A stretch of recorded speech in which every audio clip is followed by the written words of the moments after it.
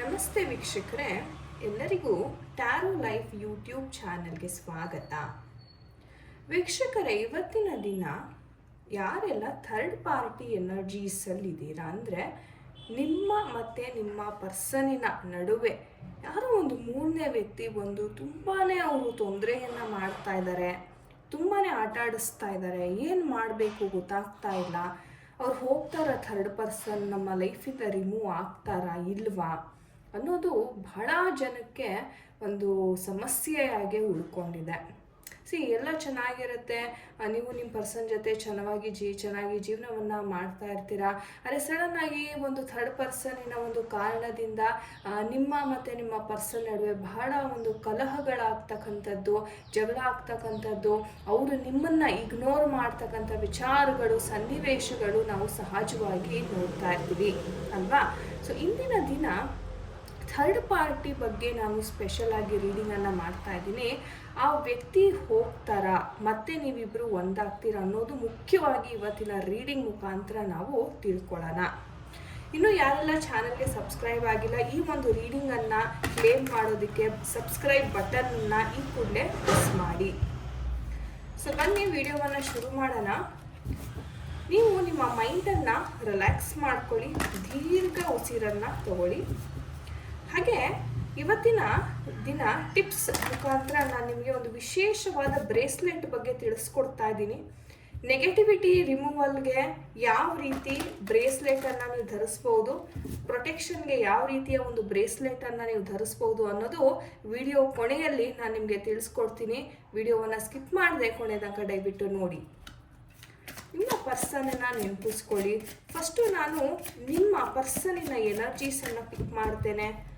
ನೋಡೋಣ ಅವರ ಒಂದು ಭಾವನೆ ಈ ಕ್ಷಣಕ್ಕೆ ಏನಿದೆ, ಥರ್ಡ್ ಪಾರ್ಟಿಯಿಂದ ಅವ್ರಿಗೆ ಏನೆಲ್ಲ ತೊಂದರೆ ಆಗ್ತಾ ಇದೆ, ಏನೆಲ್ಲ ಸಮಸ್ಯೆಗಳಂತಕ್ಕಂಥದ್ದು ಆಗ್ತಾ ಇದೆ ಅನ್ನೋದನ್ನು ನೋಡೋಣ. ಇದು ನಿಮ್ಮ ಪರ್ಸನಿನ ಒಂದು ಎನರ್ಜೀಸ್ ಆಗಿರುತ್ತೆ. ಹಾಗೆ ಥರ್ಡ್ ಪರ್ಸನ್ ನಿಮ್ಮ ನಡುವೆ ಯಾರಿದ್ದಾರೆ ಅವರ ಎನರ್ಜೀಸ್ನ ಸಹ ನೋಡೋಣ. ಅವರ ಉದ್ದೇಶ ಏನಿದೆ ಅನ್ನೋದನ್ನ ಸಹ ನಾವು ಇವತ್ತಿನ ವಿಡಿಯೋನಲ್ಲಿ ತಿಳ್ಕೊಳ್ಳೋಣ. ಅವರ ಥರ್ಡ್ ಪರ್ಸನಿನ ಉದ್ದೇಶ ಏನಿದೆ, ಹಾಗೆ ನಿಮ್ಮ ಎನರ್ಜೀಸ್ ಯಾವ ಥರ ಇದೆ, ನಿಮ್ಮ ಎನರ್ಜೀಸ್ ಯಾವ ಥರ ಇದೆ ಅನ್ನೋದನ್ನ ಸಹ ತಿಳ್ಕೊಳ್ಳೋಣ.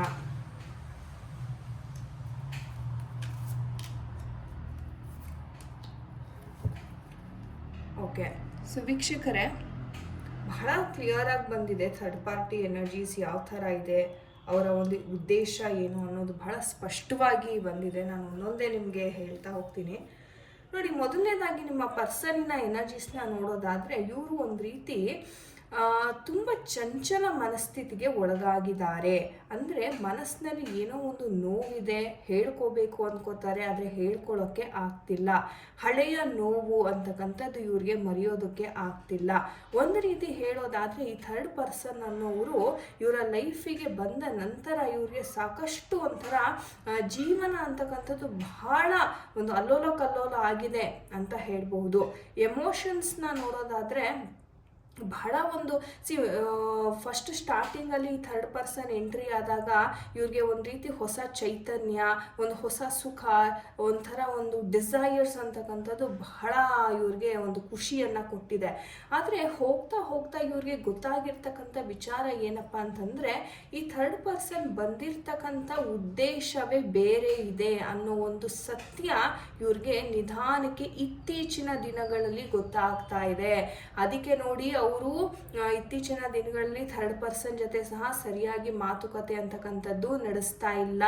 ಎಷ್ಟೋ ವಿಚಾರಗಳು ನಿಮ್ಮಿಂದ ಮುಚ್ಚಿಡ್ತಾ ಇದ್ದಾರೆ. ಹಾಗೆ ಥರ್ಡ್ ಪರ್ಸನ್ ಈ ಥರ ಮಾಡ್ತಾ ಇದ್ದಾರೆ ಅನ್ನೋ ನೋವು ಯಾರಿಗೂ ಹೇಳ್ಕೊಳಕ್ಕಾಗದೆ ಎಲ್ಲಿ ಅವಮಾನ ಆಗತ್ತೆ ಅನ್ನೋ ಉದ್ದೇಶದಿಂದ ಅವರು ಅದನ್ನು ಬಚ್ಚಿಟ್ಕೊಂಡಿದ್ದಾರೆ ಮನಸ್ಸಲ್ಲಿ. ನಿಮಗೂ ಸಹ ಈ ಒಂದು ವಿಚಾರವನ್ನು ಹೇಳ್ಕೋಬೇಕು, ಕಣ್ಣೀರು ಇಡಬೇಕು, ನನಗೆ ಈ ಥರ ಮೋಸ ಆಯಿತು, ನಾನು ಮಾಡಿರ್ತಕ್ಕಂಥ ತಪ್ಪಿಗೆ ನನಗೆ ಸರಿಯಾದ ಒಂದು ಶಿಕ್ಷೆನೇ ಆಗಿದೆ ಅಂತ ಹೇಳಿ ಕಣ್ಣೀರಿಟ್ಟು ನಿಮಗೆ ಸಮರ್ಪಣೆ ಆಗಬೇಕು ಅಂತಕ್ಕಂಥದ್ದು ಬಹಳ ಉದ್ದೇಶ, ನೋವು ಅಂತಕ್ಕಂಥದ್ದು ಇಟ್ಕೊಂಡಿದ್ದಾರೆ ನಿಮ್ಮ ಪರ್ಸನ್.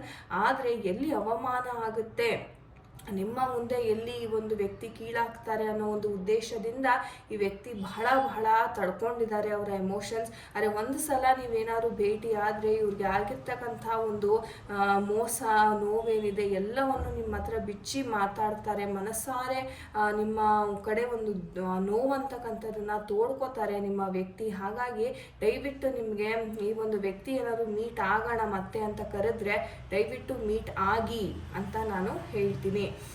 ಮತ್ತೆ ಫೋಕಸ್ ನಿಮ್ಮ ಮೇಲೆ ಬರುವಂಥ ಸಾಧ್ಯತೆ ಎಲ್ಲ ರೀತಿಯಲ್ಲೂ ಇದೆ. ಯಾಕಂದರೆ ಇವ್ರಿಗೆ ಅರ್ಥ ಆಗಿದೆ, ಜೀವನದ ಪಾಠವನ್ನು ಇವರು ಕಲ್ತಿದ್ದಾರೆ. ಕರ್ಮ ಅಂತಕ್ಕಂಥದ್ದು ಹೆಂಗಿರುತ್ತೆ, ಯಾವ ರೀತಿ ಇರುತ್ತೆ ಅನ್ನೋದರ ಒಂದು ಪಾಠ ಅಂತಕ್ಕಂಥದ್ದನ್ನು ಈ ವ್ಯಕ್ತಿ ಕಲಿತಾ ಇದ್ದಾರೆ ಅಂತಲೇ ಹೇಳ್ಬಹುದು.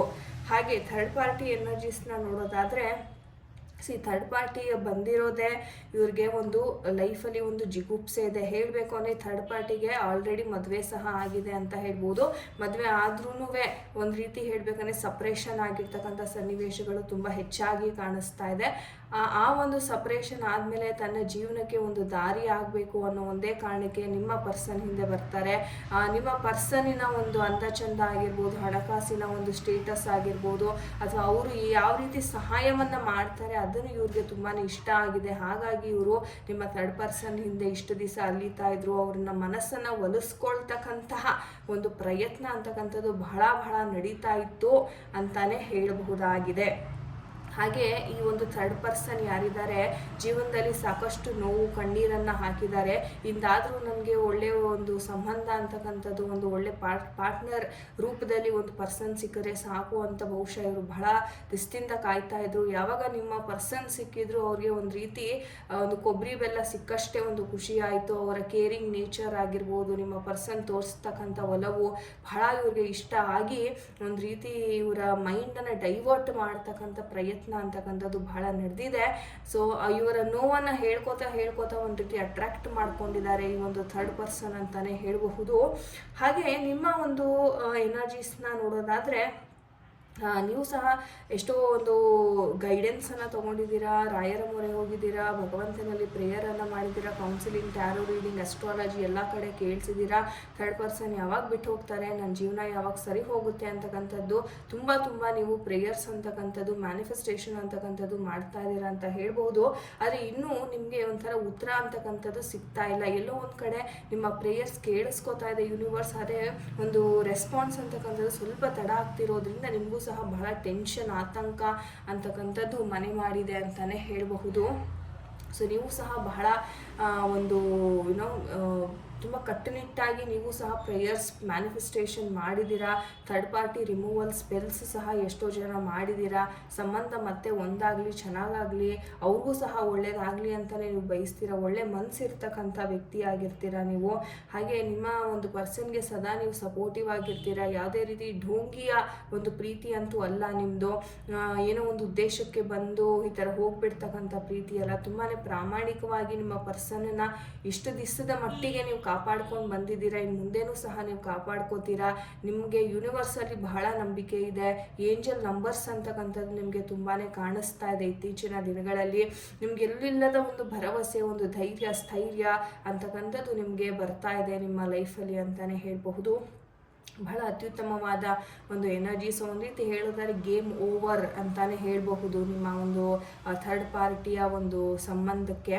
ಹಾಗಾಗಿ ಯಾವುದೇ ರೀತಿಯ ಒಂದು ಹೆದರ್ಕೊಳ್ತಕ್ಕಂಥ ಅವಕಾಶ ಇಲ್ಲ. ಸೊ ಏನು ಹೆದರ್ಕೊಳ್ಬೇಡಿ.